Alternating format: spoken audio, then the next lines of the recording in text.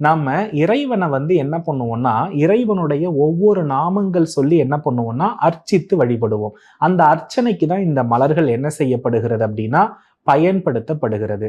இந்த மலர்களை நாம எந்த ஒரு இறைவனுக்கு அர்ச்சனை செய்தாலும், நீங்க சிவபெருமானுக்கு செய்தாலும் சரி, அதே பார்வதி தேவிக்கு செஞ்சாலும் சரி, விநாயகருக்கு செஞ்சாலும் சரி, உங்களுடைய அர்ச்சனை பலன் கிடைக்கணும்னா அந்த மலரை சந்தன குழம்பில் தொட்டு இறைவனுக்கு அர்ச்சனை பண்ணா அந்த பிரார்த்தனை முழு வெற்றி.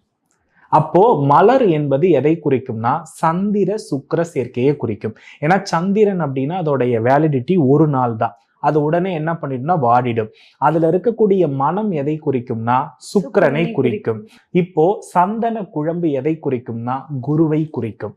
இப்ப நீங்க நல்லா கவனிச்சு பார்த்தீங்கன்னா, அந்த எல்லா இறை வழிபாட்டிலும், அதுல குறிப்பா விக்னேஸ்வர பூஜையில் இறுதியாக இறைவனுக்கு என்ன பண்ணுவாங்கன்னா, ஒரு